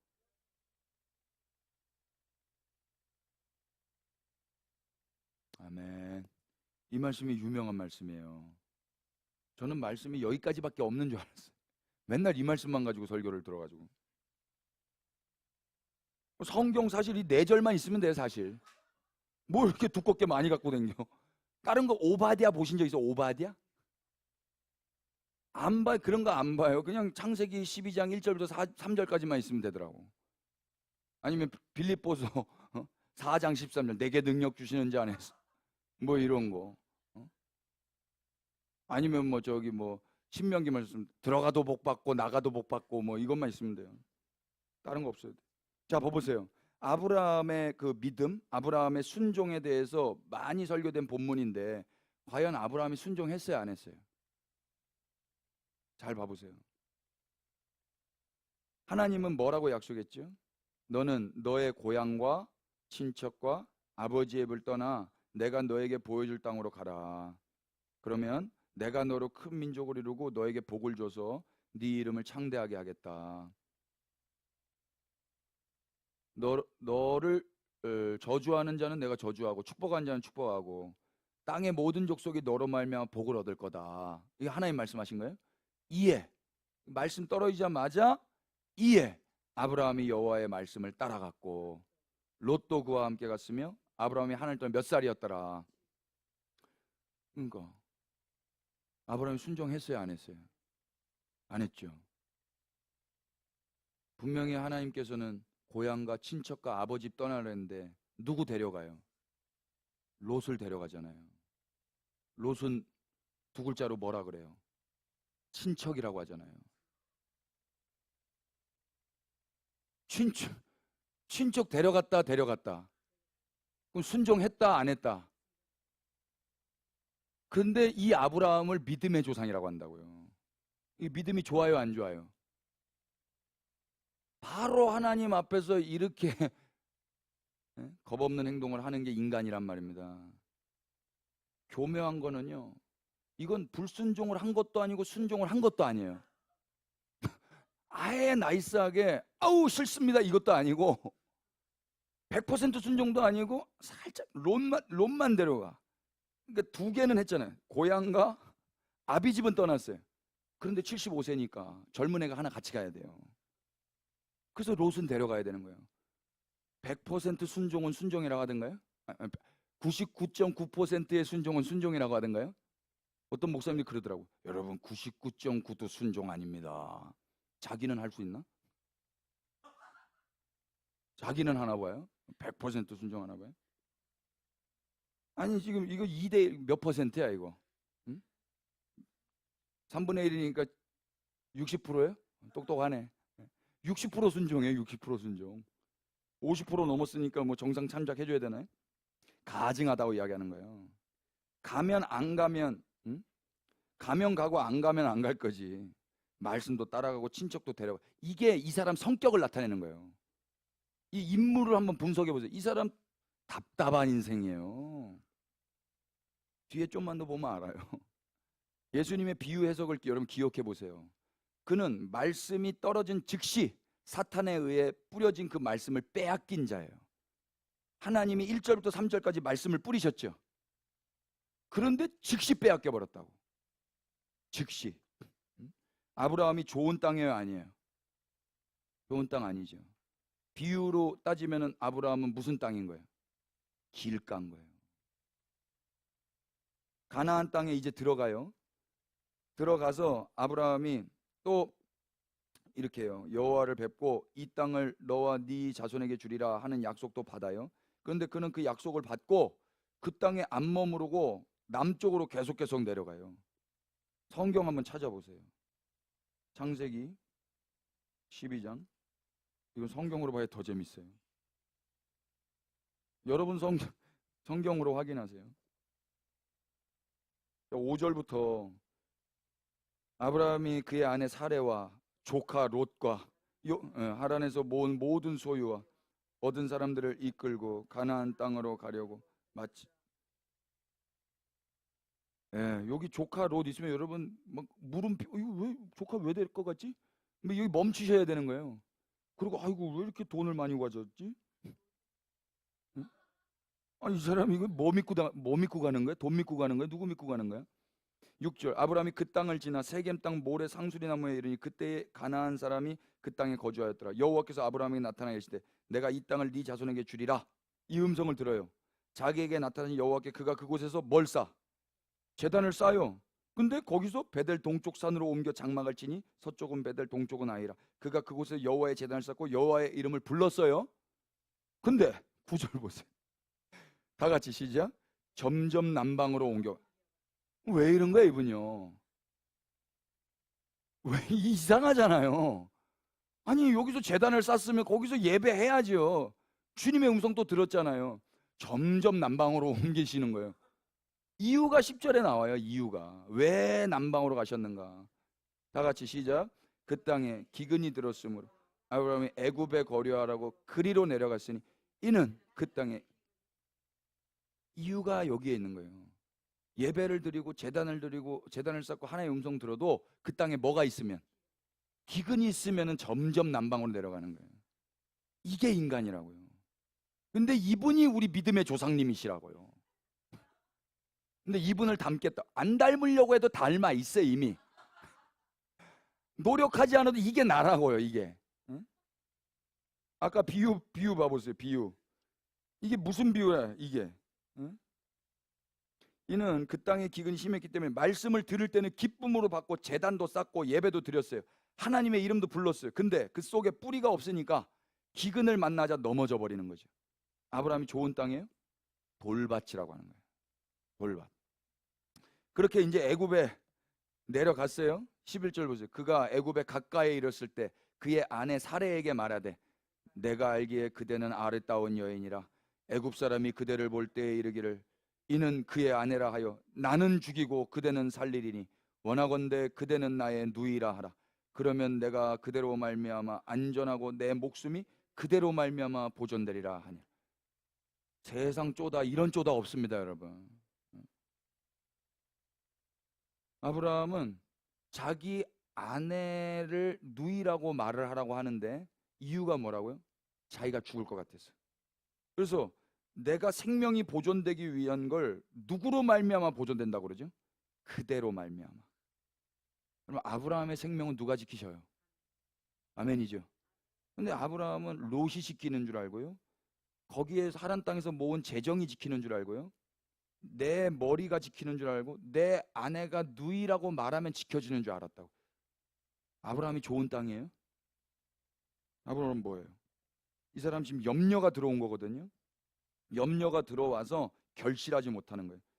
아브라함 가시떨기예요. 원래 대체로 하나 두 개인데 이분 세 개 다 쓰리콤보. 길인데 돌도 있고 가시도 있고. 쓰리콤보. 애굽에서 나온 이후에도 아브라함의 불순종은 계속 이어져요. 이번에는 약속의 자녀가 아닌 행위의 자녀 이스라엘을 그냥 팍 낳아버려요. 16장 가보세요. 아브라함의 아내 사레는 출산하지 못하였고 그에게 한 여종이 있으니 애굽 사람 이름은 하갈이라. 애굽 여자예요. 애굽 여자. 사레가 아브라함에게 이르되 여호와께서 내 출산을 허락하지 아니하셨으니 원하건대 내 여종에게 들어가라. 내가 혹 그런 말미암아 자녀를 얻을까 하노라 하매 아브라함. 이때는 아브라함이 엄청 빨리 순종해요. 아브라함의 아내 사레가 그 여종 애굽 사람 하갈을 데려다가 그 남편 아브라함에게 첩으로 준 때는 아브라함이 가나안 땅에 거주한 지 10년 후였더라. 애굽 여자 하갈은요, 아브라함의 일행이 기근을 피해서 애굽에 내려갔을 때 얻은 종이었을 거예요. 자, 그렇다면 남쪽으로 애굽 땅으로 기근 때문에 내려가지 않았으면 이 여자 얻을 수 있다 없다? 그러니까 이 여자 누구로 말미암아 온 거야? 자기 때문에 또 생긴 거잖아요. 응? 메소포타미아 지역에서 살아온 아브라함에게 이 애굽 여자는 이국적인 여자예요. 이 낯선 여자에게 합법적으로 자기 와이프가 들어가시오. 응? 합법적인 불륜을 지금 허락을 하는 거예요. 이에 아브라함은요, 군말 없이 즉시 순종해버려요. 아브라함이 가시떨기였음이 또 한 번 폭로되는 장면이에요. 예수님의 가르침에서 가시떨기는 세상의 염려, 재물의 유혹, 그리고 기타 욕심이라고 했잖아요. 이 기타 욕심이라고 번역한 헬라 말이 에피티미아인데, 에피티미아가 무슨 뜻이냐면 금지된 것이나 낯선 것에 대한 욕망이에요. 그러니까 한마디로 정욕인 거죠. 낯선 이국 여자와 동침을 내 아내가 허락해줘요. 세상 남자들에게 이보다 더 설레고 좋은 소식이 어디 있어요? 아브라함이 하갈을 취한 결과 인간의 방법으로 만들어낸 이스라엘이 탄생했고 그 이스마엘의 자손들과 이삭의 자손들이 지금까지 전쟁하고 있는 거예요. 지금 전쟁하고 있는 이유가 이 아브라함 때문이란 말입니다. 아브라함이 가시떨기예요. 그러나 길가, 돌밭, 가시떨기로 실수하고 패배하며 살아가던 아브라함에게 하나님이 다시 나타나세요. 아멘. 99세 됐을 때 이제부터 하나님이 일을 하시는 거예요. 절망의 땅에 생명의 씨앗을 뿌리시는 겁니다. 17장 1절 보세요. 아브라함이 99세 때 여호와께서 아브라함에게 나타나서 그에게 이르시되 나는 전능한 하나님이라. 너는 내 앞에서 행하여 완전하라. 내가 내 언약을 너와 너를 크게 번성하게 하리라 하시니 아브라함이 엎드졌더니 하나님이 또 그에게 말씀하시되 보라 내 언약이 너와 함께 있으니 너는 여러 민족의 아버지가 될지라. 이제 후로는 네 이름을 아브라함이라 하지 아니하고 아브라함이라 하리니 이는 내가 너를 여러 민족의 아버지가 되게 함이니라. 내가 너로 심히 번성하게 하리니 내가 내게서 민족들이 나게 하며 왕들이 내게로부터 나오리라. 내가 내 언약을 나와 너 및 내 대대 후손 사이에 세워서 영원한 언약을 삼고 너와 네 후손의 하나님이 되리라. 내가 너와 네 후손에게 네가 거류하는 이 땅 곧 가나안 온 땅을 주어 영원한 기업이 되게 하고 나는 아멘. 하나님이요 이렇게 말도 안 되는 아브라함한테 뭘 약속해요? 다시 언약을 하신다고. 아브라함이 기특해서 하는 게 아니에요. 하나님 내가 여기 중요한 단어가 내가 언약이 쌍방간에 이루어지는 게 아니고 일방적으로 하시는 거예요. 내가 한다. 9절도 보세요. 하나님이 또 아브라함에게 이르시되 그런즉 너는 내 언약을 지키고 네 후손도 대대로 지키라. 너희 중 남자는 다 할례를 받으라. 이것이 나와 너희와 너희 후손 사이에 지킬 내 언약이라. 아브라함이 할 일이 있다면 이제 뭐밖에 없어요? 할례를 하라는 거예요. 할례가 뭐예요? 언약은 내가 너랑 다시 네가 어떤 상태에 있건 내게 불순종하건 내가 언약을 할 건데 너는 할례를 해라. 할례가 뭐냐면 여러분 남성의 생식기를 잘라내는 거예요. 다 잘라내면 애를 낳을 수 있어요, 없어요? 없잖아요. 뭐 다 잘라 하나님은 하실 수 있어요. 그런데 하나님이 다 잘라내면은 그 다른 게 있어요. 결혼을 해보시면 다 아시겠지만 너무 행복해요. 근데 왜 자르라고 그래요? 봐, 너 생식기 잘라진 거는 사실 달고는 있지만 죽었다라는 거예요. 그렇지만 죽은 자가 성관계는 할 수가 있어요. 그런데 성관계에서 애가 나오죠. 후손들이 나오죠. 근데 그 후손은 누가 낳았다라는 거예요. 내가 성관계에서 후손을 낳고 이 언약을 이뤄간다는 거예요. 하나님이 약속을 스스로 지키겠다라는 거예요. 예? 그걸 보여주는 게 할례라고요. 그러니까 할례를 함으로써 나는 죽은 자입니다. 나는 기능하지 못합니다. 나는 백세입니다. 내가 성관계를 해서 온 땅에 당신의 백성들이 나오는 게 아닙니다. 이걸 고백할 수밖에 없는 거라고. 그게 아브라함뿐만 아니라 그 뒤에 모든 남자들이. 그러니까 이 아이들을 볼 때 이건 내가 낳았어 이런 말 할 수 있다 없다? 없다. 하나님이 해야지. 그러니까 할례는 자랑한다 자랑하지 못한다. 할례를 자랑하면 바바리맨 되는 거예요, 여러분. 바바리맨 아시죠? 바바리맨? 그러니까 이 영적인 바바리맨들이 있다니까요. 이거 내가 했어요. 내가 했어요.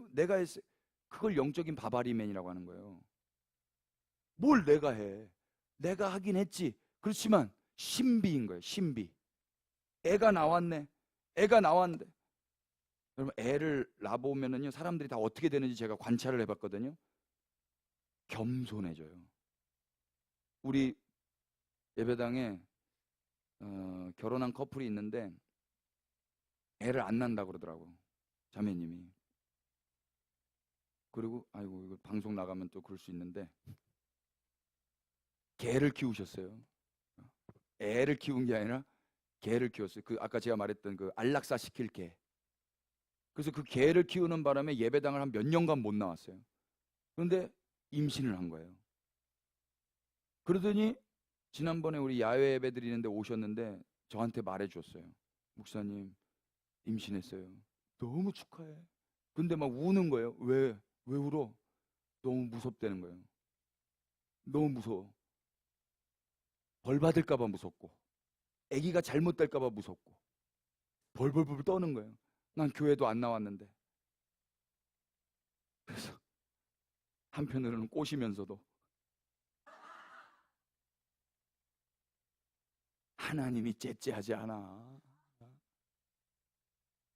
그게 얼마나 아름다운 모습이에요. 이 젊은 여자가 언제 벌벌 떨어봤겠어요? 하나님 앞에서. 아빠들은 어떤 줄 아세요? 아빠들은 뭐 아무것도 모르니까 하나님 제발 애만 제발 발을 동동 굴러요. 내 아내 어떻게 되는 거 아닌가? 내 애 어떻게 되는 거 아닌가? 하나님 제발 애만 손가락 10개, 발가락 10개, 눈 2개, 콧구멍 2개, 입 하나. 다른 건 바라지도 않습니다. 그냥 심장만 뛰게 해주세요. 그렇게 겸손해져요. 그렇게. 저는 4번을 했잖아요. 그게 뭐예요?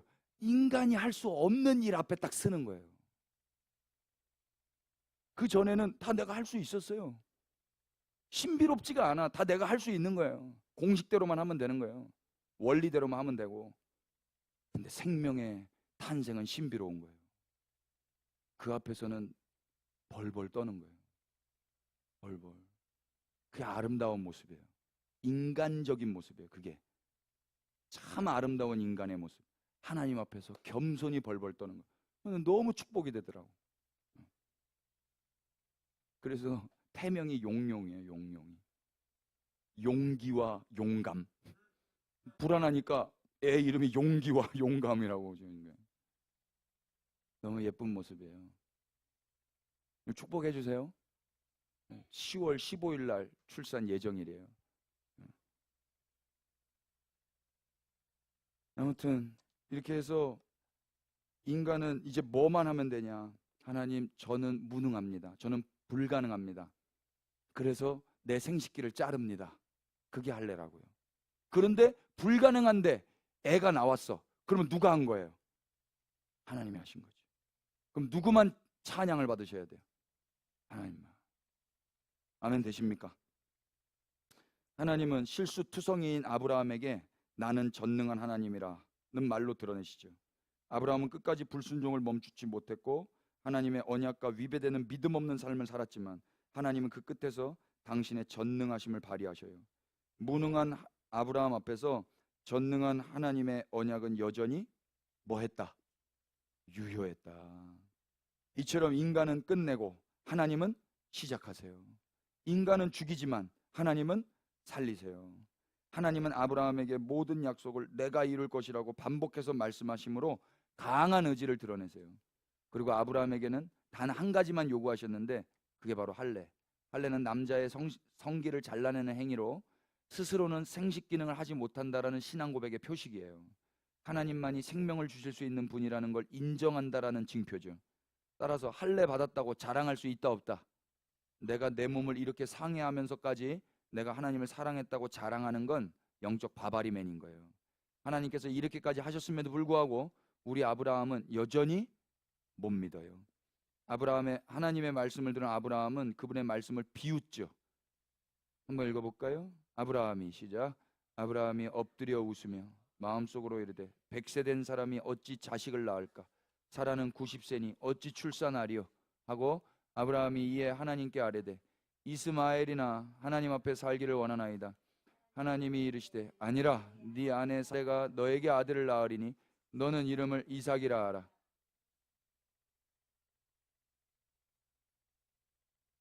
아멘. 아브라함 믿었다 안 믿었다? 아브라함은 이 정도 되면 아예 콘크리트 바닥이라고 해야 돼요. 그래서 하나님이 아브라함에게 하신 너로 말미암아 천하 만민이 복을 받으리라 이 약속 취소하신다 취소하지 않는다? 이미 약속이 이루어져서 우리도 아브라함의 잔손이 된 거예요. 그래서 아브라함과 이삭과 야곱의 하나님이 내 아버지가 된 거란 말입니다. 이 약속은 처음부터 아브라함이 지켜내는 약속이 아니에요. 아브라함은 좋은 밭과는 거리가 먼 딱딱한 굳은 땅이었지만 하나님이 약속하시고 그걸 그분이 이루시는 거죠. 인간이 할 수 없는 일을 하나님이 행하신 거예요. 그러니까 아브라함이 싼 똥을 하나님이 닦으시는 거예요. 철없는 자녀의 기저귀를 오랜 시간 동안 하나님이 갈고 기르시는 거죠. 그래서 아브라함은 열방의 아버지가 되고 언약은 성취되는 겁니다. 그리스도인들의 이 아브라함의 이야기에서 그의 믿음을 본받으려는 이 교훈을 찾아서는 안 되는 이유가 여기 있어요. 그렇게 성경을 읽으면 하나님이 주인공이 되지가 않는 거예요. 언제나 주인공은 하나님이십니다. 하나님께서 처음과 끝을 다 쥐고 계세요. 그리스도인들은 이 안정감 안에서 사는 사람들이에요. 우리는 하나님이 붙들고 계신 처음과 끝 사이의 시간 사는 거예요. 지금 봐보세요. 처음과 끝은 하나님의 알파와 오메가, 그리고 이 역사예요. 우리는 이쯤 사는 거예요. 처음과 끝이 성경 안에서 우리가 봤어요. 결과를 봤다고. 결과를 보고 나서 우여곡절이 있으면 있을수록 더 재밌는 거예요. 맞아요? 축구 결과를 알아. 5대4. 근데 역전에서 5대4야. 그런데 마지막 90분에 5골을 다 넣어버렸네. 그 결과를 알아. 그리고 다시 리플레이를 봐보세요. 막 쫄려요? 이렇게 역전시켜버리는 거예요, 하나님이. 그러니까 그걸 성경을 통해서 본 사람들은 지금 전쟁이 나고 뭐가 나고 누가 되고 그것 때문에 다 큰일 났습니다, 아버지 하나님. 뭐가 옵니다. 이제 이렇게 됩니다. 호들갑 떨지 마세요. 그게 하나님을 위한 거라고요? 진지하게 물어보세요. 그걸 말하는 사람들의 조회수는 쪽쪽 빨려요. 그런 쪽으로 사람들이 또 다 몰려간다고. 헌금하고. 안 그러신 분들이 좀 있으셨으면 좋겠어요. 멋있게 좀. 자, 보세요. 연약한 우리가 이 안에서 실수하여 다 망가뜨려도 하나님은 넉넉히 기다려주세요. 그분은 우리의 뭐가 되셔요? 자격 없는 자가 그리스도 안에서 염치 없게도 이 은혜를 받았어요. 그러면 어떻게 살아야 돼요? 어떻게 살면 은혜 받은 자답게 살 수 있을까? 스스로 마음밭을 기경해서 옥토로 만들려고 애쓰는 삶, 또 그런 노고를 공로 삼아 자랑하는 삶, 이건 마땅한 태도가 아니죠. 그런 삶은 하나님을 믿지 않고 스스로 해결하려고 달려드는 종교적 삶에 불과해요. 그리스도인은 지금도 포기하지 아니하시는 하나님을 바라고 그분의 사랑 안에 거하고 그분의 약속이 이루어지도록 기도를 하는 거예요. 하나님의 나라가 오기를 구하며 사는 삶인 겁니다. 아멘 되셔요? 좀 더 해야죠. 요거까지만 마칠게요. 아브라함이 어떻게 믿음의 조상이 됐는가 보세요. 우리는 또 어떻게 하나님 나라 백성이 됐는가? 하나님 나라 하나님의 백성이 되는 건 신비라고 그랬어요. 미스테리. 그러니까 설명할 수 있다 없다. 설명할 수 없지만 노래는 할 수 있는 거예요. 그러니까 설명이 아니에요. 설득이 아니에요. 이게 시대 사조가 르네상스 이후에 계몽주의와 이성주의와 합리주의가 들어오면서 신학도 합리적이어야 하고 이성적이어야 되고 이게 사람들이 이해될 만한 이야기여야 되는 거예요. 그래서 나온 게 뭐냐면 변증법인 거예요. 하나님을 변호해 드리려고 하는 거야. 하나님은 우리의 변호가 필요 없으신 분이십니다. 아니 그분이 뭐가 못나서 우리가 변호를 해드려요. 그분이 우리를 변호하시지. 그런데 인간들이 이 과학주의의 시대의 사람들한테 아니야 우리 하나님 이런 분이야 하면서 뭐 변호를 해드리려고 한다고. 이건 이런 뜻이야. 물 위를 걸었다라는 건 이런 뜻이야. 오병이어라는 거는 진짜로 그렇게 된 게 아니라 오는 모세 오경이고 이는 구약과 신약이야. 말씀을 먹었다라는 거야. 이런 식으로 하나님을 변호했다니까요. 많아요 그런 게. 아니 그냥 오병이어는 오병이어예요. 기적이에요 기적. 그거 왜 지금 안 일어나? 몰라 임마 나도. 모르지만 내가 지금 여기 있는 게 기적이야. 네 얼굴이 기적이고. 아니 기적이 얼마나 많아요. 기적이 어디 있어 이 세상에. 기적이 없다고? 심장아 뛰어라 뛰어라 뛰어라 뛰어라 해서 심장이 뛰어요? 심장 멈춰 한다고 멈춰져요? 기적이에요. 아침아 와라 와라 와라 해서 오냐고요. 온 세상이 기적 덩어리입니다. 이게 눈이 딱 열려지면은요 어린아이처럼 사라지게 돼요. 우리 막내 아들은 어린아이인데 우리 아들이 요즘 제일 잘하는 거 오? 오? 오? 이걸 예배라고 한다니까요. 오, 나비, 기적이에요, 다 기적. 여러분, 하나님이 이걸 예뻐한다고. 얘는 이게 뭐야, 이게 뭐야. 그때 가르쳐준 하나님이 만들어 주신 거야. 그가 없이는 만물이 창조되지 아니하되 온 세상 만물을 그가 창조하셨느니라. 그가 예수님이십니다. 감탄을 한다고, 감탄을. 감탄을.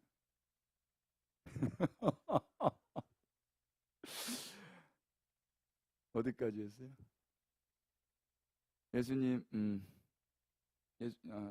예수님은 이 하나님 나라 이야기를 들으라고 말씀하셨죠. 씨 뿌리는 자의 비유는 인간들이 다 망쳐서 끝나버린 것 같은 하나님의 언약을 예수님이 이루시기 위해서 직접 돌가, 길가, 가신덤불에 생명의 씨로 던져져서 죽으셨다라는 그 비밀을 담은 비유인 거예요. 이것이 씨 뿌리는 자의 비유가 모든 비유와 가르침의 첫 단추가 되는 겁니다. 첫 단추. 사도 바울은 갈라디아서와 로마서에서 이 신비를 이렇게 이야기를 해요. 끝에 한번 보십시다.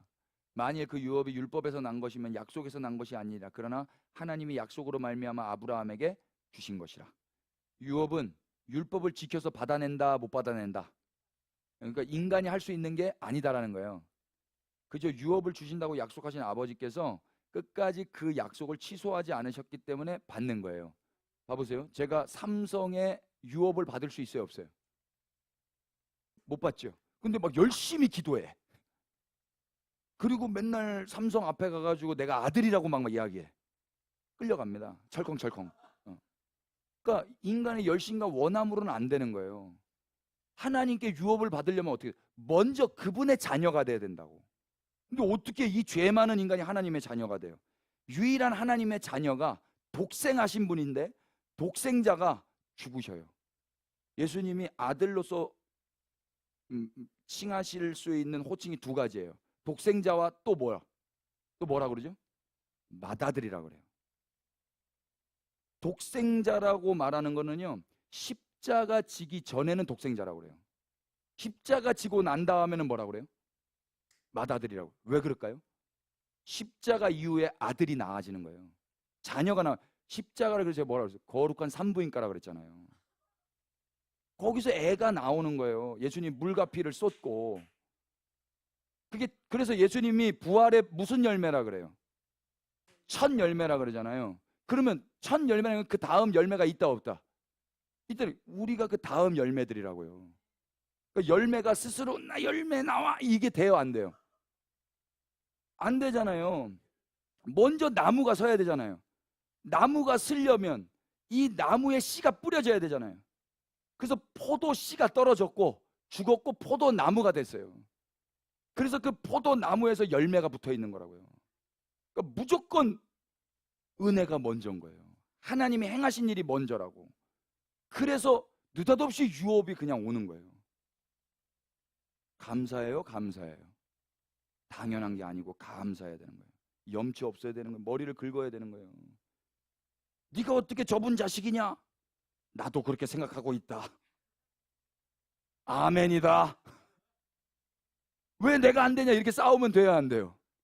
네가 무슨 그리스도인이냐? 그렇지요. 아멘이지요. 맞지요. 저는 길까지요. 이건 겸손 떠는 게 아니라니까요. 팩트. 겸손 떨면 재수 없어요. 사실을 말하는 사람은 신뢰할 수 있어요. 그러니까 자, 그래서 우리 같은 이방인도 하나님 나라 하나님 백성 유업을 받게 된 겁니다. 길가 돌밭 가시떨기에도 당신의 나라를 건설할 수 있는 그분의 능력과 신실하심이 바로 우리가 하나님 나라 백성이 된 비밀인 것입니다. 아멘. 네. 자, 로마서 4장 이따가 읽어보시고요. 여기 중요한 게 있는데 이게 중요해서 이거 오늘 다 못합니다. 그래서 여기까지 해야 됩니다. 기도하십시다. 하나님 감사합니다. 오늘 우리에게 기적과 같은 찬란한 하루를 주신 주님을 찬양합니다. 우리가 아무리 애를 써도 새날을 만들 수가 없습니다. 아무리 애를 써도 인간은 창조를 할 수가 없으나 하나님께서 늘 새로운 것들을 새롭게 우리에게 선물로 주셨습니다. 그렇게 하신 주님을 찬양합니다. 우리에게 새 생명을 주시고 새 신분을 주시고 새 옷을 입혀주시고 새 이름으로 불러주시는 주님, 새 창조를 하신 주님만 홀로 영광과 찬양을 받으시옵소서. 혹시 불안하거나 두려우셨거나 염려가 되셨던 분 계시다면 복된 소식 앞에 자유와 해방을 누리시고 그 은혜를 주신 하나님만 찬양하게 하여 주시옵소서. 오늘 1시부터 이 시간까지 인도하신 주님께 감사를 드리고 이 시간 함께 섬겨주신 분들을 축복하고 오늘 밤도 주님이 주시는 그 단잠 가운데 회복되고 치유가 되는 그런 귀한 밤으로 인도하여 주시옵소서. 축복하고 예수 그리스도의 이름 받들어 기도 올렸습니다. 아멘.